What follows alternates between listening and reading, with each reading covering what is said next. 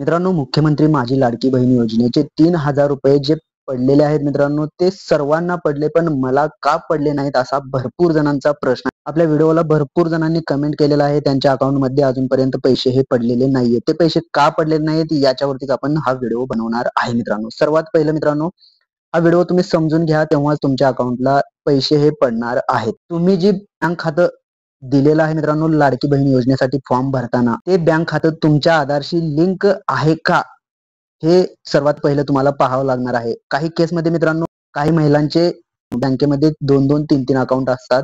अशा केसमध्ये मित्रांनो, आधार कार्डशी जे बँक खातं लिंक आहे, त्या लिंक खात्यामध्ये हे पैसे डायरेक्टली ट्रान्सफर झालेले आहेत मित्रांनो. जर तुमचे 2-3 खाते असतील तर तुम्ही दोन्ही तिन्ही खाते चेक करायचं आहे, त्यामध्ये पैसे जमा झालेले आहेत किंवा नाही. जर जमा झाले नसतील तर तुमच्या आधार कार्डशी कोणतं बँक खातं लिंक आहे हे कसं पाहायचं, तर सर्वात पहिलं तुम्हाला म्हणजेच आधारच्या वेबसाईटवरती यायचं आहे आणि आधारच्या वेबसाईटवरती आल्याच्या नंतर मित्रांनो सिंपली तुम्ही ते पाहू शकताय, हे लॉग इनचा ऑप्शन दिलेला आहे. लॉग इन या ऑप्शनवरती आपल्याला क्लिक करायचं आहे. लॉग इन या ऑप्शनवरती क्लिक केल्याच्या नंतर मित्रांनो तुम्ही पाहू शकता तुमच्यासमोर अशा प्रकारचा इंटरफेस हा दिसणार आहे. यामध्ये सिंपली मित्रांनो तुम्हाला तुमचा आधार नंबर टाकायचा आहे.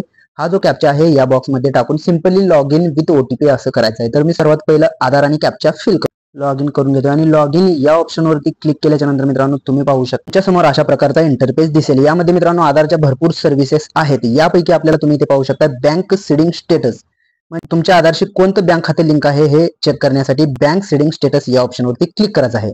या ऑप्शनवरती क्लिक केल्याच्या नंतर मित्रांनो तुम्ही पाहू शकता तुमच्यासमोर अशा प्रकारचा इंटरफेस दिसेल. यामध्ये तुम्ही पाहू शकता congratulation your Aadhaar bank mapping has been done, म्हणजे तुमच्या आधारशी कोणतं बँक खातं लिंक आहे हे तुम्हाला इथे दाखवलं जाणार आहे. थोडंसं मी झूम करतोय तर इथे पाहू शकता मित्रांनो तुमच्यासमोर अशा प्रकारचा इंटरफेस दिसेल. इथे आधार नंबर दिलेला असणार आहे, इथे बँकेचं नाव, तुमच्या आधारशी कोणतं बँक खातं लिंक आहे त्या बँकेचं नाव, आणि इथं सर्वात महत्वाचा मित्रांनो बँक सीडिंग स्टेटस, त्याच्या पुढे इनऍक्टिव्ह दाखवत आहे. हा सर्वात महत्वाचा पॉईंट आहे मित्रांनो. जर तुमचं ऍक्टिव्ह असेल तर टेन्शन घेण्याची गरज नाहीये, तुमच्या अकाउंटला डायरेक्टली ते पैसे पडलेले असणार आहेत. पण इथे जर इनऍक्टिव्ह जर दिसत असेल तर मित्रांनो तुम्हाला ते त्या बँकेमध्ये जाऊन तुम्हाला तुमचं आधार लिंक करून घेणं गरजेचं आहे. आणि ज्यांच्या आधारशी मित्रांनो बँक खातं लिंक नसतं, इथे बँकेचं नाव दाखवलं जात नाहीये, पण ज्यांच्या लिंक असून सुद्धा इनऍक्टिव्ह असतं मित्रांनो, कधी कधी भरपूर दिवस झाल्याच्या नंतर हे इनऍक्टिव्ह होतं, त्यामुळे तुम्हाला परत बँकेत जाऊन सीडिंग करून घ्यायचं असतं. त्यामुळे तुम्ही सर्वात पहिलं हे स्टेटस चेक करून घ्या आणि तुम्ही तुमच्या बँकेमध्ये जाऊन आधार लिंक करून घेणं गरजेचं आहे. त्यासोबतच महत्वाचा पॉईंट मित्रांनो, भरपूर महिलांचे 1-2 अकाउंट असते, त्यापैकी एखादं अकाउंट बंद पडलेलं असतं मित्रांनो आणि तेच अकाउंट लिंक असतं.